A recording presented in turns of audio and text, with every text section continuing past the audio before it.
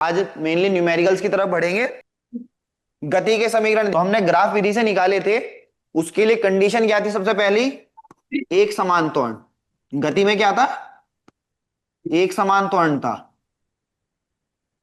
ठीक, तो उससे हमने पहले क्या निकाला था? v बराबर u plus,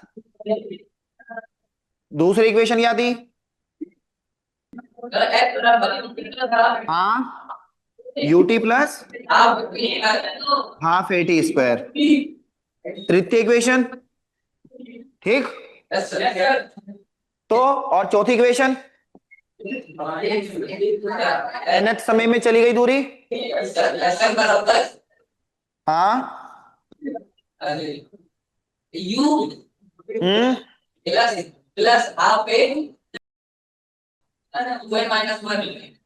to N minus one.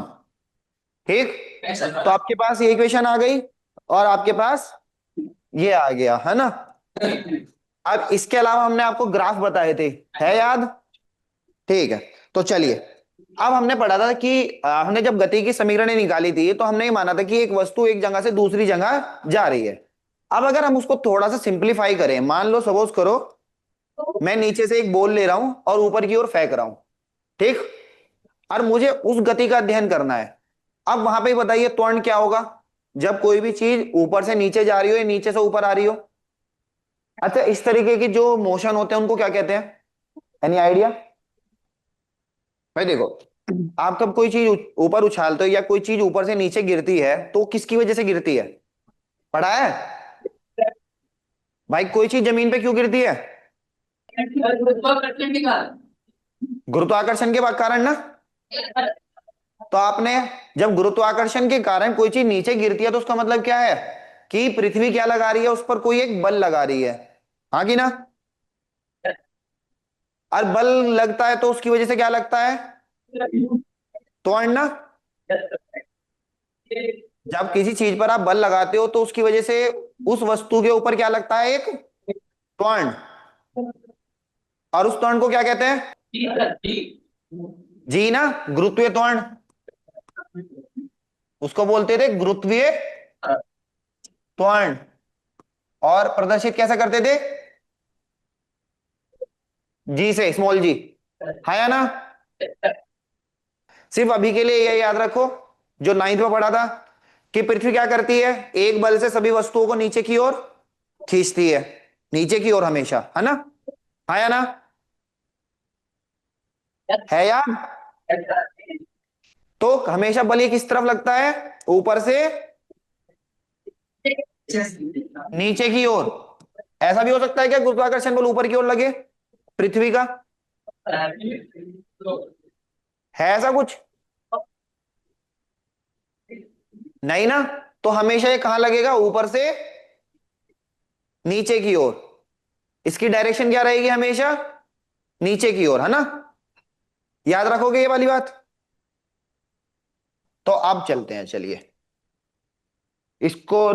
गुरुत्वाधीन गति, जब गुरुत्वाकर्षण के कारण गति हो रही है वस्तु में, है ना, तो हम मान लेते हैं कि वस्तु सिर्फ ऊपर से नीचे की ओर या नीचे से ऊपर की ओर जा रही है। अभी और बाकी चीज को कंसीडर नहीं करते, है ना। कि कुछ एग्जांपल ले लेते, जैसे आपने नीचे से कुछ ऊपर की ओर उछाला, वो ऊपर से नीचे को आ गया, है ना। तो फर्स्ट हम लेते हैं कि वस्तु नीचे से ऊपर की ओर जा रही है। नीचे से ऊपर की ओर जा।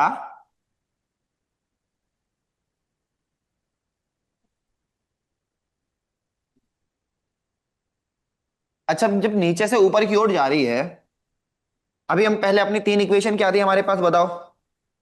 v बराबर u plus a t, s बराबर u t plus half a t square, और आपकी तीसरी है वी स्क्वायर बराबर you square plus two a s, है ना। अब अगर मैं इन तीन इक्वेशन को देखूं तो जब कोई वस्तु नीचे से ऊपर की ओर जाएगी, मान लेते हैं ये वस्तु है, ये यहां से यहां आई, है ना। इसकी प्रारंभिक वेग u है, अंतिम वेग v है। जब हम नीचे से ऊपर की ओर जाते हैं हम क्या कहते हैं उसको, एस बोलेंगे। एस किसको रिप्रेजेंट करता है, दूरी को, है ना। तो जब हम नीचे से ऊपर की ओर बात करते हैं या ऊपर से नीचे की बात करते हैं तो हमेशा ऊंचाई की बात करते हैं हम, ना कि दूरी की। हाँ या ना। भाई आपको कोई मैं बोलूंगा कि यहां से यहां तक नापो ऊपर से नीचे तक, तो आप उसको क्या बोलोगे, ये ऊंचाई है, या दूरी बोलोगे। हमेशा ऊंचाई बोलते हैं ना, कि ये इतनी हाइट है यहां से यहां तक की। ठीक। तो जब हम ऊपर से नीचे की ओर बात करेंगे तो सबसे पहले एस को रिप्लेस कर देंगे। एस बराबर किसके हो जाएगा, एच के। ठीक। अब वस्तु नीचे से ऊपर की ओर जा रही है। अब त्वरण इसमें जो ए है, त्वरण क्या होगा, त्वरण कितना होगा बताओ। 9.8 मीटर पर सेकेंड। 9.8 यानी कि जी, है ना, मेनली जी बराबर 9.8 है ना। तो जी होगा। पर जी हमारा जो मोशन है वो तो नीचे से ऊपर की ओर है ना, जी हमेशा क्या लग रहा है, नीचे की ओर, है ना। तो जी हमेशा नीचे की ओर लग रहा है, पर हमारा जो मोशन है वो नीचे से ऊपर की ओर है, तो इस वजह से उसकी डायरेक्शन क्या हुई, निगेटिव। ये क्या कर रहा है, देखो जब आप नीचे से ऊपर की ओर फेंकते हो तो उसकी स्पीड कम होती है ज्यादा होती है, ऊपर की ओर जाने पे कम होती है ना। हाँ या ना। देखो कभी कुछ उछाल के देखो, इरेजर वगैरह होगी तो वो ऊपर जाके क्या हो रही है, स्पीड उसकी जो नीचे थी उससे धीरे धीरे धीरे धीरे कम होती चली जाएगी और फिर लास्ट में रुक जाएगी और फिर नीचे आ गिरेगी, है ना। तो हमेशा जब भी आप नीचे से ऊपर की ओर फेंकते हो तो वेग कम होता है, क्यों, क्योंकि उस पे त्वरण जो काम करता है वो नीचे की ओर काम करता है, और जब वो नीचे की ओर काम करेगा तो अपोजिट काम कर रहा है ना, तो वो उसकी स्पीड बढ़ाने की बजाय क्या करेगा, घटाएगा। ठीक। तो ए बराबर क्या होगा, माइनस जी, क्योंकि दिशा विपरीत है। तो अब ये इक्वेशन क्या बन जाएगी, v बराबर u, ए की जगह माइनस जी रखो, टी, तो ये बन गया v बराबर u माइनस जी टी। ये यहां पे करो, एस की जगह एच रखा, यू टी प्लस हाफ, ए की जगह माइनस जी और टी स्क्वायर, तो ये बन गया एच बराबर u T minus half G T square, और वी स्क्वायर बराबर you square minus 2g, S की जगह एच। सही है ना, आ गया। आ गया है। ठीक। पर ये किसके लिए है, जब वस्तु नीचे से ऊपर की ओर जा रही है। अब इसका उल्टा लेते हैं, यदि वस्तु ऊपर से नीचे की ओर आ रही हो, ठीक है, चलिए शुरू करते हैं। अब वस्तु ऊपर से नीचे की ओर आ रही है, ठीक है, कोई वस्तु यहां थी, उसका प्रारंभिक वेग u था, अब ऊपर से नीचे की ओर आई, उसका वेग v हो गया, और उसने यहां से यहां तक आने में कितनी हाइट तय करी, h। ठीक। अब बताइए त्वरण किस डायरेक्शन में होगा, जो त्वरण होगा वो किस डायरेक्शन में होगा, आ, ऊपर से नीचे की ओर। ठीक। और आपकी दिशा भी क्या है वेग की, ऊपर से नीचे की ओर ही है, तो इसका मतलब सेम डायरेक्शन में है ना। तो ए बराबर किसके हो जाएगा, जी के। मतलब इसमें अब निगेटिव नहीं आएगा क्योंकि सेम डायरेक्शन है। जब अपोजिट डायरेक्शन होती है जब माइनस लगाते हैं। ठीक। और आपका एस किससे बराबर हो जाएगा, एच के। ठीक। हाँ बताइए। तो अब इक्वेशन क्या बनेगी, v बराबर u प्लस ए की जगह जी कर दो और एच की जगह एच कर दो। दूसरी इक्वेशन बताओ, एच बराबर u t plus half G T square. ठीक। थर्ड इक्वेशन, जी भाई सर। 2as था ना, तो ए की जगह जी आ गया, एस की जगह एच आ गया।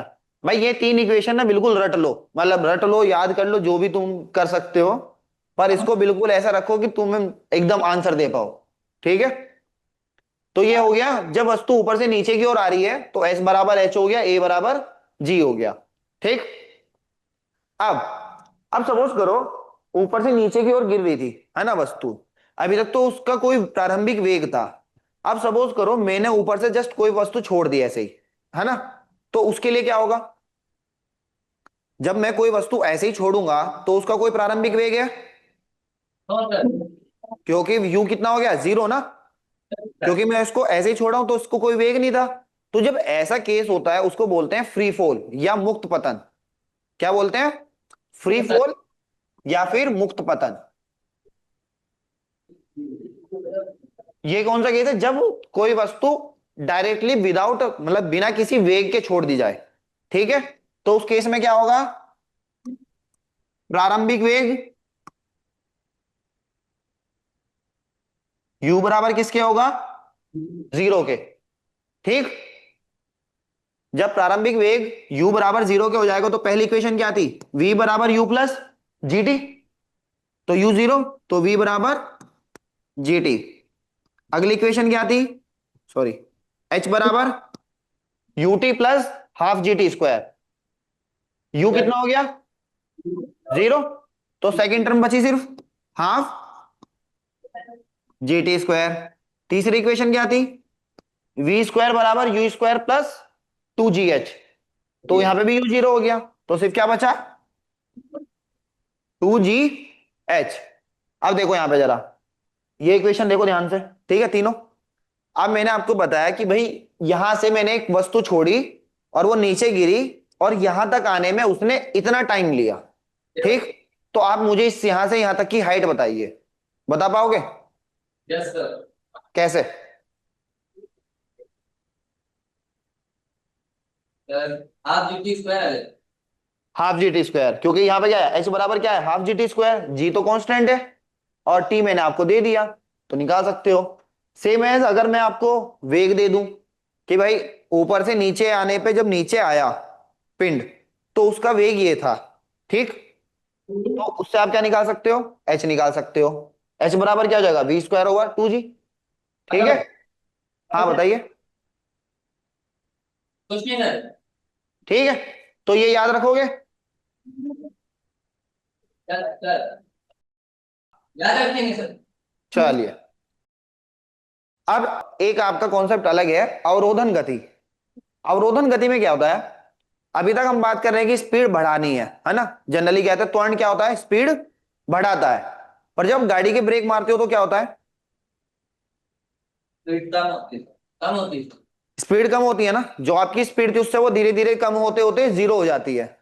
तो जब इस तरीके का त्वरण हो जो आपकी गति को कम कर रहा हो, तो उस तरीके की गति को कहते हैं अवरोधन गति। मतलब कि आपने ब्रेक मारा है जो आपकी स्पीड को लगातार कम कर रहा है। और वहां पे जो त्वरण होता है ना, वहां पे त्वरण नहीं बोलते, त्वरण का मीनिंग होता है कि बढ़ाना, उसको बोलते हैं मंदन।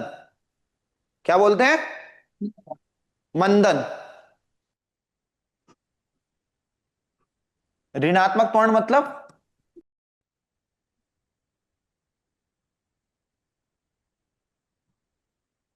ऋणात्मक त्वरण को बोलते हैं मंदन, ठीक है। तो जब आपको आप किसी गाड़ी पे ब्रेक लगा रहे हो तो कभी कभी क्या होता है कि जस्ट सपोज ट्रेन चल रही है, ठीक है, और ट्रेन ने देखा कि भाई आगे 100 मीटर पे या तो कुछ भी है जिसकी वजह से गाड़ी रोकनी पड़ेगी 100 मीटर की दूरी पे ही, ठीक है, मतलब मैं मैक्सिमम 100 मीटर दूरी तक आगे जा सकता हूं, इससे ज्यादा आगे नहीं जा सकता, या तो ट्रैक टूटा हुआ है या कोई जानवर है या कुछ भी है, ठीक। तो 100 मीटर से पहले उसको ब्रेक मारने हैं, ठीक। तो ऐसी टाइम पे अगर उसको देखना हो कि उसको पता है कि वहां तक जाने पर क्या होगा, मेरा अंतिम वेग 0 करना है किसी भी हाल में, तो उसको कितना त्वरण देना पड़े, यानी कि कितना मंदन देना पड़े जिससे उसका क्या वेग इतनी दूरी में 0 हो जाए, ठीक। तो इस तरह की जो प्रॉब्लम होती है उनको अगर आप कैसे सोल्व करोगे? इस वाले केस में आपको इतना तो पता लग गया, अंतिम गति क्या होनी चाहिए? 0 होनी चाहिए, रोकना है ना मैं। मान लेते हैं अंतिम वेग 0 है, प्रारंभिक वेग u है, और मैं यहां पे जो मंदन है ना वो a है, ठीक। और इस दूरी में जितनी भी उसने दूरी तय करी वो s है। तो आपके पास एक इक्वेशन है, थर्ड इक्वेशन, v स्क्वायर बराबर u square plus 2a s v कितना हो जाएगा, 0। अब मैं 2as को इधर ले आऊं तो -u²। a बराबर कितना हो गया, या s बराबर कितना हो गया, u²/2a। s बराबर क्या आया, -u²/2a। तो आपको अगर पता है कि मेरी गाड़ी का कितना त्वरण है, या मैं इसको रोकूंगा, जब ब्रेक मारूंगा तो वो कितने त्वरण से रुकेगी, तो उस केस में मुझे पता रहेगा कि मेरे पास सेफ डिस्टेंस कितनी है, कि मैं कितनी डिस्टेंस पहले रोक सकता हूं। मान लो ऐसा होता है ना कभी कभी, जैसे आप साइकिल या बाइक चला रहे हो, है ना, तो जब भी आप ब्रेक मारते हो तो एकदम तो नहीं रुक जाती ना गाड़ी, कोई भी चीज हो, थोड़ी सी डिस्टेंस वो तय करके रुकेगी, है ना। तो वो डिपेंड किस पे करता है कि आप उसको जब ब्रेक मारोगे तो कितना वो एक्सेलरेशन लगाएगी, ठीक है। और उसका प्रारंभिक वेग कितना है, मान लो जितनी तेज गाड़ी उतनी ज्यादा दूरी तय करती है ना वो। मान लो आप साइकिल धीरे चला रहे हो तो थोड़ी डिस्टेंस में रुक जाएगी, तेज चला रहे हो तो थोड़ी और ज्यादा डिस्टेंस पर रुकेगी, हाँ या ना। फिर त्वरण पे भी डिपेंड करती है कि आपने ब्रेक कितनी तेज खींचे। अगर आप ब्रेक बहुत हल्के से मार रहे हो तो धीरे धीरे धीरे धीरे जाके रुकेगी, एकदम खींच रही है तो थोड़ी सी डिस्टेंस पे जाके रुक जाएगी, ठीक। तो आप यहां पे देखो किस किस चीज पे डिपेंड कर रही है, प्रारंभिक वेग और त्वरण। कभी कभी इसका उल्टा भी निकाल लेते हैं। इसमें उल्टा कैसे निकालेंगे, -a बराबर किसके हो जाएगा, u²/2s। तो कभी कभी क्वेश्चन ऐसा आ जाता है, मैंने क्या किया, a इधर ले गया, s इधर ले गया, बस, ठीक है। -a बराबर u²/2s। कभी कभी क्या आ जाता है कि क्वेश्चन ये आता है कि आपसे पूछता है कि त्वरण कितना लगाना पड़ेगा, मंदन कितना है, कि अगर वो इतनी दूरी तय किया और प्रारंभिक वेग इतना था, तो इसने जो रुकने से पहले दूरी तय करी वो कितनी है, या कितना त्वरण चाहिएगा मुझे। तो दोनों तरीके का क्वेश्चन को इन फॉर्मूले से यूज कर सोल्व कर सकते हो, ठीक है। और काफी आता है, जितने भी आपके कॉम्पिटिशन के एग्जाम होंगे ना उनमें आएगा इस तरह का क्वेश्चन, बोर्ड में भी आता है, ठीक। ठीक, चलिए, तो अब न्यूमेरिकल पे बढ़ते हैं। तो एनसीईआरटी का जो 2.1 2.2 है वो वैसा मैंने कराया था। तो चलिए चलिए सेकंड वाला देखते हैं, इसका 2.2। 2.2 में क्या है, दो बच्चे हैं ए और बी, है ना, एक ए है और एक बी है। ये क्या है, अपने विद्यालय ओ से लौट रहे हैं। तो इस क्वेश्चन में ना ग्राफ दिया हुआ है, ये है समय और ये है दूरी, इसमें एक्स और ये टी, ये है ओ। इसको स्कूल के लिए डिनोट किया है ना, ये ऐसे गया, और बी आपका ये गया, ठीक। देखो ये ए बच्चा है और ये बी, और ये स्कूल ओ से चल रहे हैं, ठीक है। ए का घर है डिस्टेंस पी पर, और बी का घर है दूरी क्यू पर, ठीक। अब इस क्वेश्चन में क्या था भाई, यो दिया था आपका समय दूरी ग्राफ, समय दूरी ग्राफ याद है जो लास्ट क्लास में पढ़ा था, ठीक।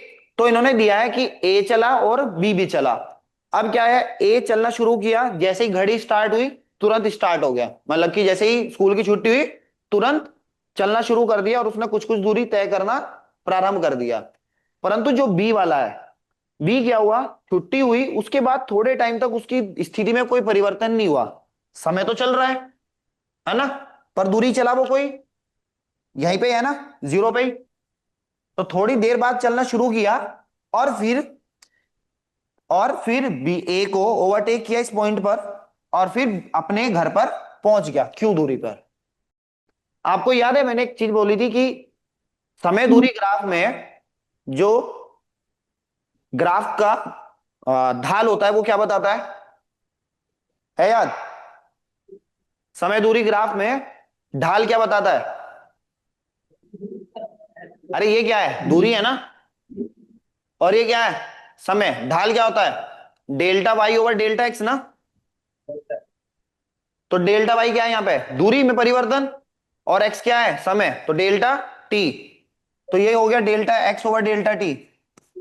ये क्या था, ये किसकी डेफिनेशन थी, ये नहीं है, ये क्या है, चाल। यस तो सर। समय दूरी ग्राफ का ढाल क्या बताता है, चाल या वेग, समझे।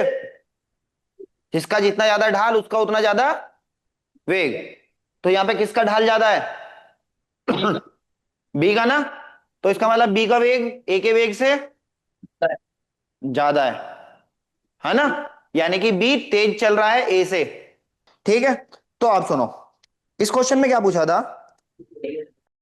ये बताओ बी या ए की तुलना में ए या बी विद्यालय के निकट रहता है, विद्यालय के पास कौन रहता है, किसकी दूरी कम है विद्यालय से, कौन दूर गया घर उस स्कूल से ज्यादा। भाई स्कूल मान लो ये हुए है ना, कौन ज्यादा पास गया है, मतलब किसकी जो घर है कितना पास है बताइए। ए का पास। ए का पास है ना, ए का घर कहां पे है, पी पे, और बी का घर कहां है, क्यू पे। तो किसका घर पास है, ए का। तो ए बी की तुलना में, ए विद्यालय के निकट रहता है, ठीक। तो फर्स्ट क्वेश्चन पार्ट तो ये था। सेकंड पार्ट में क्या पूछा है, बी या ए की तुलना में ए और बी विद्यालय से पहले चलता है, विद्यालय से कौन पहले चल रहा है,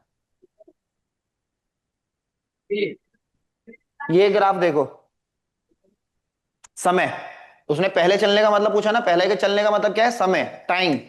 तो कौन किसका टाइम पहले है शुरू हुआ, कौन जल्दी चलना प्रारंभ किया, ए ना, क्योंकि ए तो यहीं पे चलना शुरू कर दिया, बी बाद में चला।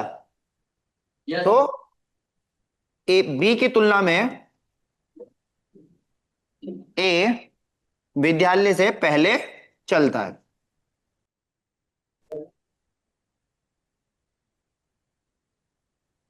थर्ड,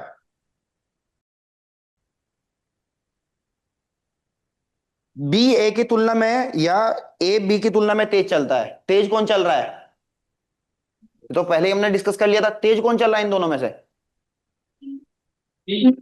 बी ना। ए की तुलना में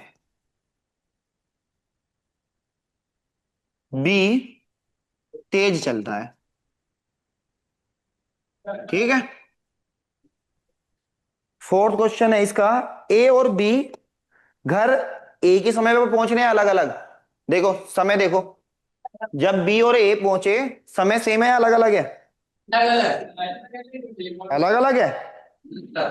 देखो सही से देखो भाई, भाई समय तो यही ना, एक ही तो है,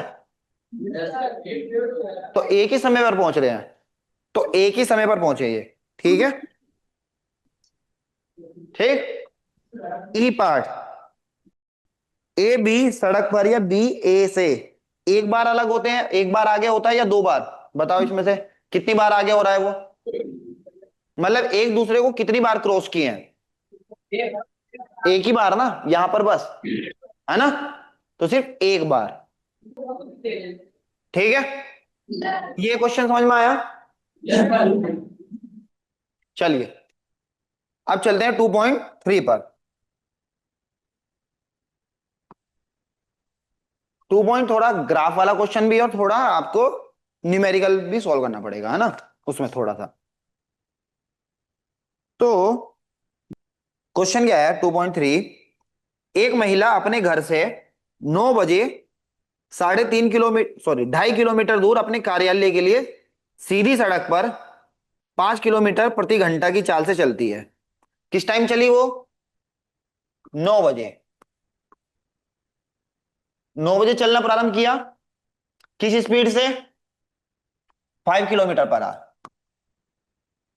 5 किलोमीटर प्रति घंटा की स्पीड से चलना आरंभ किया, और कितनी दूर है उसका कार्यालय, कार्यालय की दूरी कितनी है उसके, 2.5 किलोमीटर। 9 बजे पर चलना शुरू करी 5 किलोमीटर प्रति घंटा की रफ्तार से, और उसको अपने कार्यालय कितनी दूर है, उसका 2.5 किलोमीटर दूर है। ठीक है, तो इतना चलने के लिए अब पूछा है, वहां वे 5 बजे तक रही। किस टाइम तक रही? 5 बजे तक, शाम के 5 बजे तक वो अपने कार्यालय में रही। और फिर उसके बाद उसने चलना प्रारंभ किया 25 किलोमीटर प्रति घंटा से, और वो वापस आ गई। अब ये बताइए, पहले इस क्वेश्चन में एक ट्रिक तो यही थी कि वो अपने कार्यालय गई और कार्यालय से वापस आई। दूरी, जब वो जाने में जितनी दूरी तय करी थी, आने में भी उतनी दूरी तय करेगी अलग। जब वो अपने घर से ऑफिस जा रही है, उसने 2.5 किलोमीटर दूरी तय करी, तो आते वक्त भी 2.5 किलोमीटर दूरी तय करेगी अलग। 2.5 किलोमीटर ही ना। अब क्वेश्चन में क्या कह रहा है वो, उपयुक्त पैमाना चुनकर इस गति का एक्सटी ग्राफ खींचिए। एक्सटी ग्राफ मतलब समय दूरी ग्राफ। तो क्या खींचना है आपको? XT graph. ये एक्स है और ये टी है। अब एक्सटी ग्राफ है, इसने बोला है कि 9 बजे चलना शुरू किया और इतनी स्पीड से चला और इतनी दूरी तय किया। समय तो दिया ही नहीं इसने कि वो किस टाइम पे कार्यालय पहुंची। है आपके पास समय? आपको ये तो पता है कि किस टाइम चलना प्रारंभ किया, पर आपको ये नहीं पता कि वो कितने समय पर कार्यालय पहुंची। तो आपको निकालना पड़ेगा। तो कैसे निकालोगे? आपको क्या दिया है? दूरी, सॉरी दूरी, और आपको चाल भी दी है 2.5 किलोमीटर, सॉरी 5 किलोमीटर प्रति घंटा। तो आप इसे निकालो। कार्यालय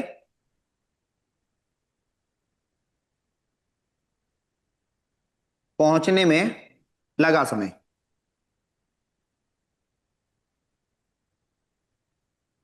डेल्टा टी, मैं 1 बोल देता हूं इसको, कितना होगा? अच्छा, चाल बराबर क्या होता है? चाल का फॉर्मूला बताओ। चाल बराबर क्या होता है? दूरी बटे समय। तो समय कितना होगा, अगर मुझे दूरी भी पता हो और चाल भी पता हो तो? दूरी बटे चाल, है ना? यही होगा ना। तो डेल्टा टी 1 बराबर क्या होगा? दूरी, मतलब घर से कार्यालय की दूरी, और उस समय पर चार, उसकी चाल कितनी थी। तो इसको थोड़ा अगर अच्छे से लिखोगे तो ऐसा लिख लो, घर से कार्यालय की दूरी बटे घर से कार्यालय जाते समय चाल। क्योंकि कार्यालय से घर आते समय अलग चाल है, तो इसलिए मैं पूरा लिखा घर से कार्यालय जाते समय चाल कितनी है। तो घर से कार्यालय की दूरी 2.5 किलोमीटर, और घर से कार्यालय जाते वक्त चाल 5 किलोमीटर प्रति घंटा। इसको डिवाइड करो, बताओ क्या आएगा? 2.5 ओवर 5। 0.5 0.5 क्या? आर, है ना? और ये घंटे में है, तो 0.5 आर मतलब 30 मिनट। 30 मिनट। गुड। तो इसका मतलब, अब यहां पे थोड़ा ग्राफ बनाना शुरू करते हैं। 10, 11, ठीक है। मान लो ये ग्राफ है, 9 बजे, 10 बजे, 11 बजे, 12 बजे, 1 बजे, 2 बजे, 3 बजे, 4 बजे, 5 बजे, 6 बजे। ठीक। अब हमारे पास दो पोजीशन आ गई। 9 बजे वो कहां थी? घर पे, कोई डिस्टेंस तय नहीं करी। अब उसने क्या बोला, 30 मिनट बाद वो कहां पहुंच गई?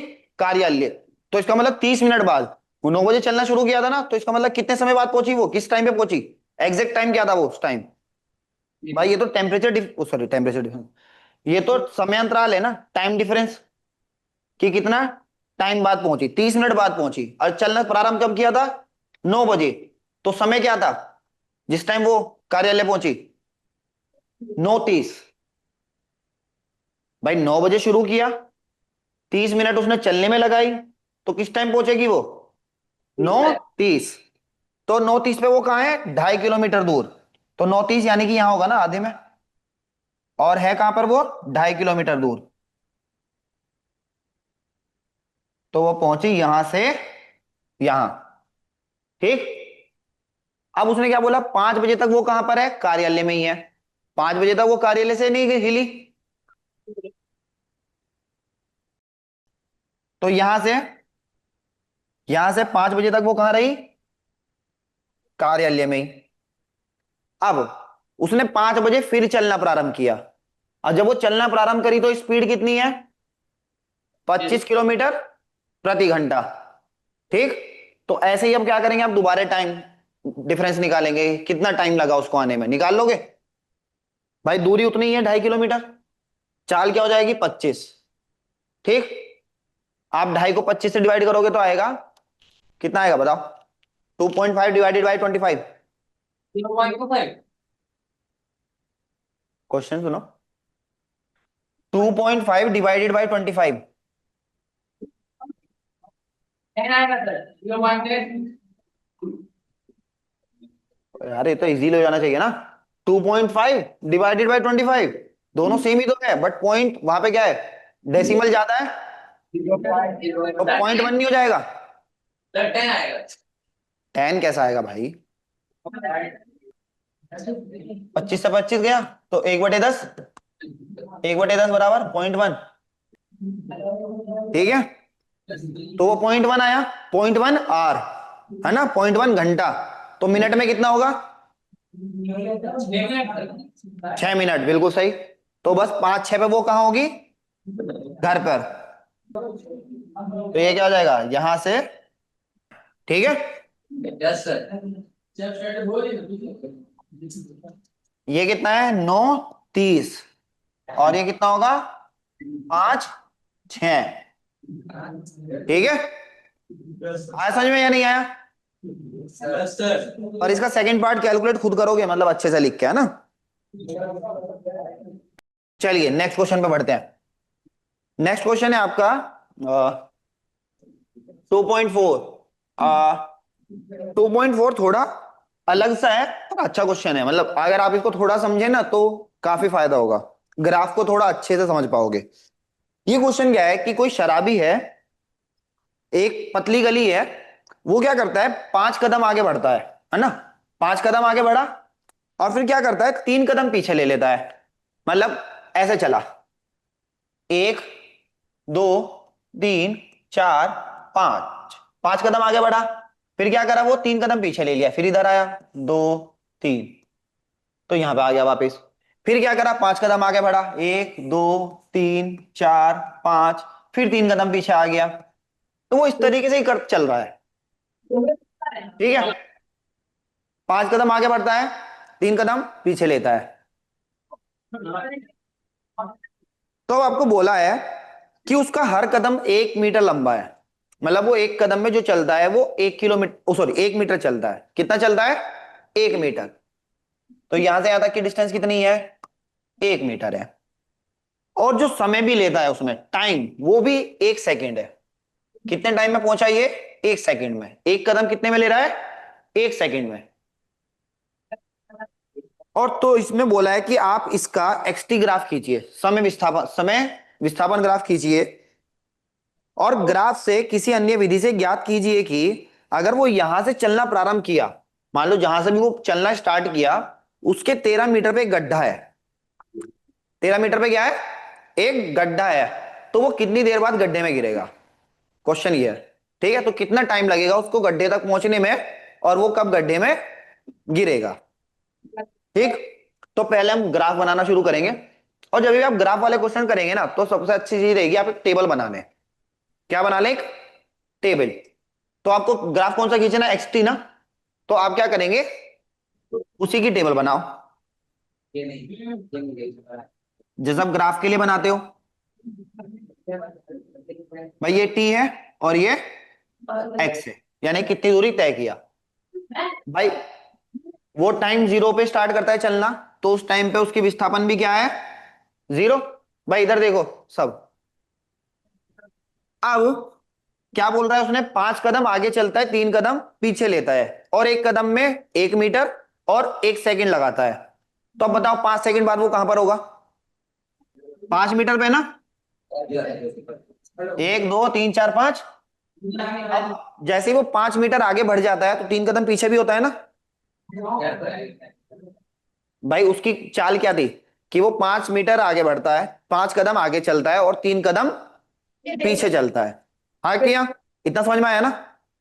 तो वो 5 कदम आगे चल गया, तो अब वो क्या करेगा, 3 कदम पीछे आएगा। तो जब वो 3 कदम पीछे आएगा तो कितना होगा, 5 - 3, 2। भाई वो यहां से यहां चला, अब आ गया यहां पर, तो अब उसकी दूरी कितनी रह गई, 2 मीटर सिर्फ। समय कितना हुआ,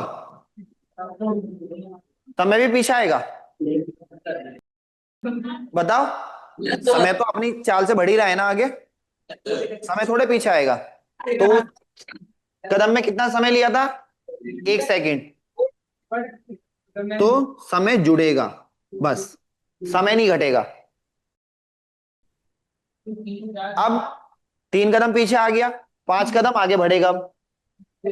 तो 2 + 5 7। ठीक। और टाइम के लिए 8 5। अब सेम 3 कदम पीछे होगा। इसी तरीके से आप निकालते चले जाओ। अब 5 कदम आगे बढ़ेगा, तो 5 4 9। फिर 3 कदम पीछे आएगा तो 6। फिर 5 कदम आगे बढ़ेगा, 6 5 11। फिर 3 कदम पीछे, 8।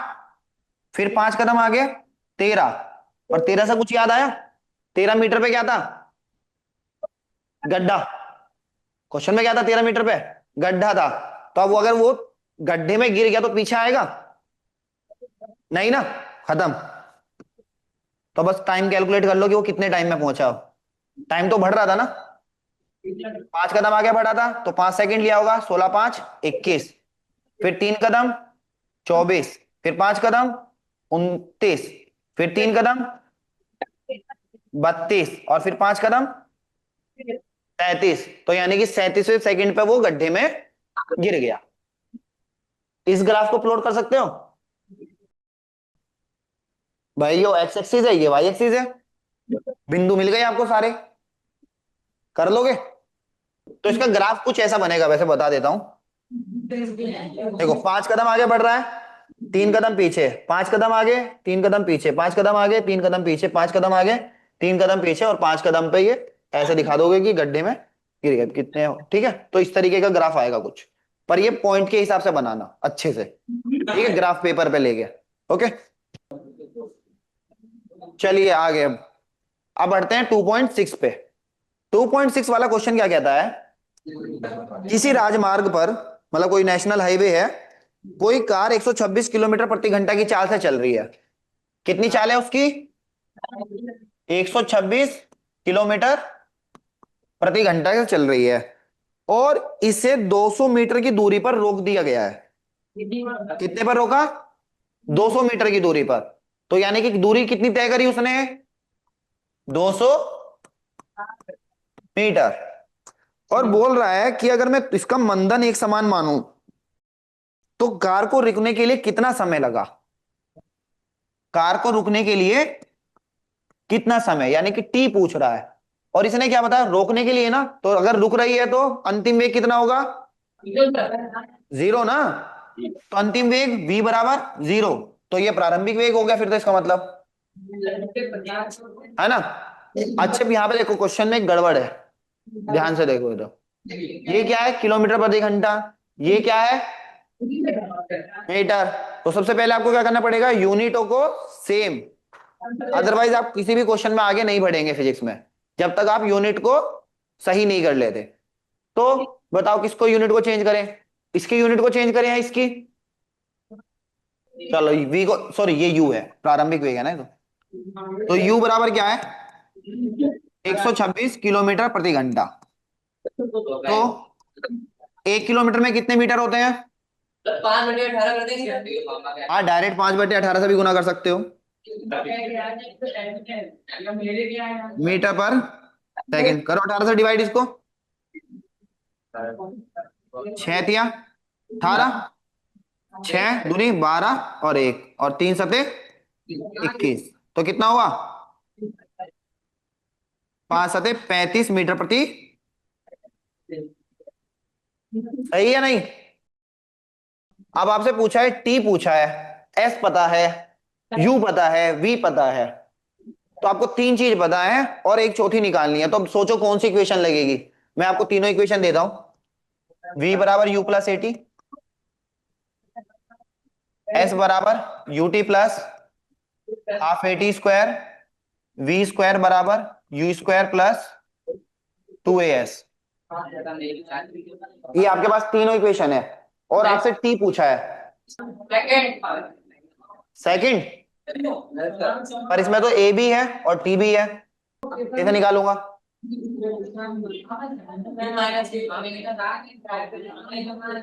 नहीं, हाँ माइनस ए हो जाएगा, वो साइन में आ जाएगा, कोई दिक्कत नहीं। बताओ। पहले ये निकालो। हाँ, पहले ए निकाल लेते हैं, क्योंकि हमें दिख रहा है कि जिस भी इक्वेशन में टी है वहां पे ए भी है। टी डायरेक्ट निकल नहीं पाएगा, तो हमारे पास दो वेरिएबल नहीं है, ना तो ए है ना ही टी है। तो हम एक काम करते हैं, पहले हम ऐसी इक्वेशन टारगेट कर लेते हैं जिसमें खाली ए है। इस इक्वेशन में ए है और बाकी तीनों में पता है, तो इसको निकाल लेते हैं। फिर इसमें से ए को निकाल के दूसरी इक्वेशन में रख देंगे, तो यहां से टी आ जाएगा। ठीक है, तो चलो ए निकालते हैं। तृतीय समीकरण से गति की तृतीय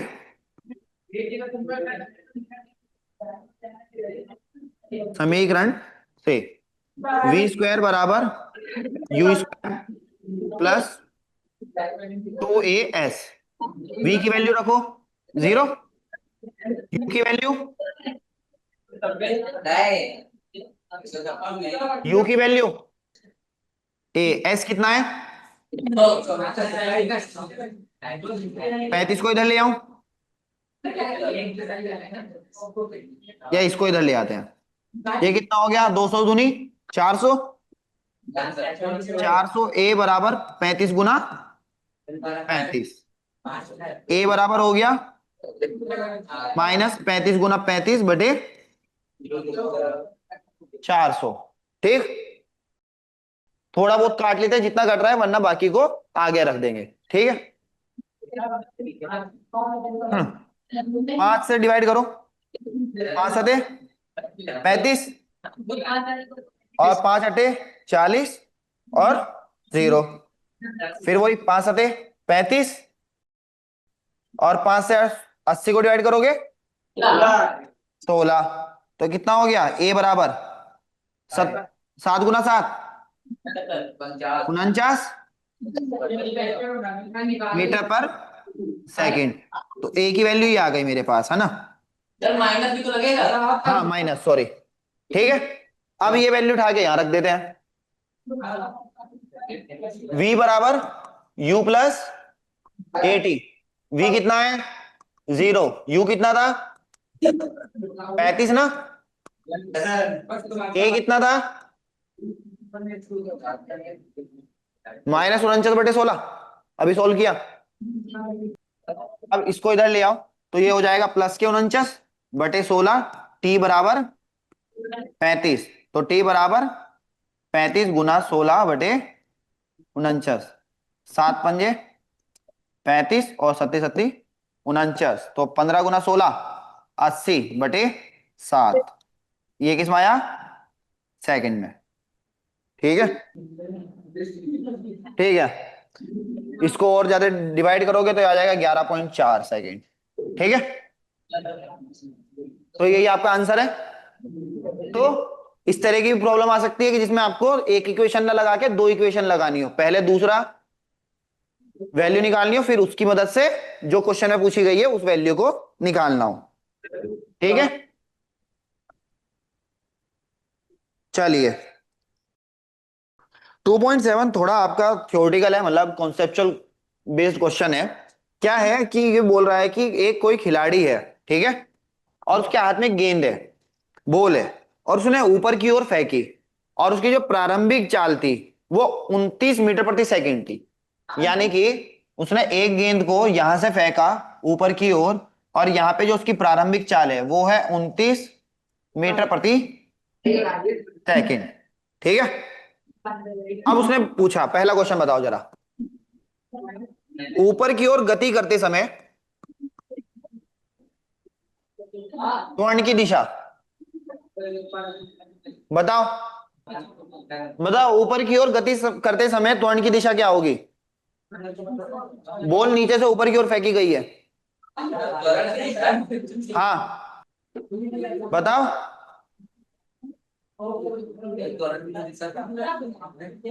बॉल को नीचे से ऊपर की ओर फेंका गया है तो त्वरण की दिशा क्या होगी? निगेटिव का मतलब क्या होता है? दिशा क्या है? निगेटिव तो हमने क्यों लगाया था? क्योंकि त्वरण नीचे की ओर है, बॉल ऊपर की ओर जा रही है, तो इसलिए निगेटिव लगाया था कि वो उसके अपोजिट है। पर दिशा क्या है? नीचे की ओर। त्वरण की दिशा क्या रहेगी? हमेशा नीचे की ओर, अगर हम गुरुत्वीय त्वरण की बात करेंगे तो। ठीक, तो क्या है? नीचे की ओर। ठीक है। सेकंड क्वेश्चन, सेकंड पार्ट, इसकी गति के उच्चतम बिंदु पर वेग मतलब जो गेंद है उसका वेग कितना है और त्वरण क्या होगा? बॉल को नीचे से ऊपर फेंका, एक टाइम के बाद क्या होता है? ऊपर जाके रुक जाती है ना, नीचे गिरने से पहले। तो ऊपर जो सबसे ऊपर वाला पॉइंट है उस पे वेग क्या है? इसका मतलब अगर वो रुक गई है तो ऊपर रुक गई ना, तो वेग कितना है? 0।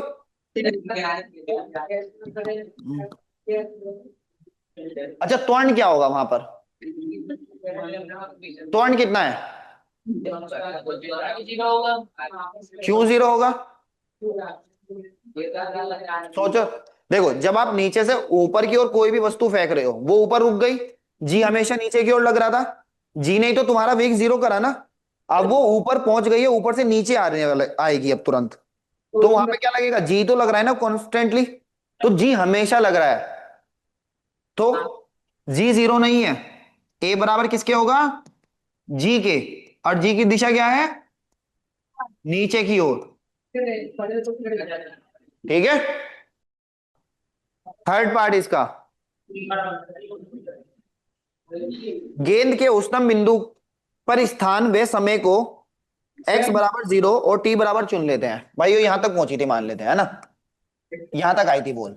ठीक, मतलब अच्छा, यहां पर आई थी, है ना। और ये उच्चतम बिंदु है तो मैं इसको x भी 0 ले लेता हूं और t भी 0 ले लेता हूं। ये x 0 है और t भी 0 है।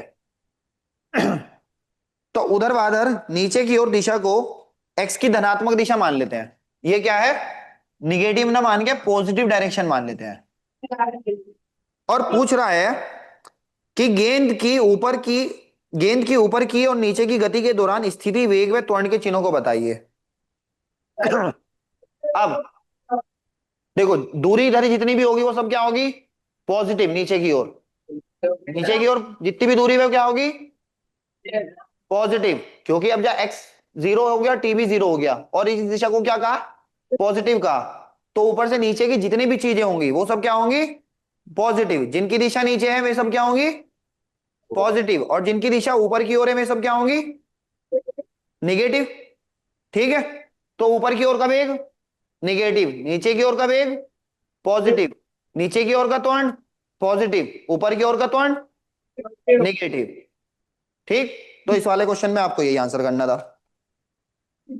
मेरे ख्याल छुट्टी हो गई ना आप लोगों की, तो फोर्थ पार्ट न्यूमेरिकल वाला है वो हम नेक्स्ट क्लास में करेंगे। ठीक है। Thank you sir.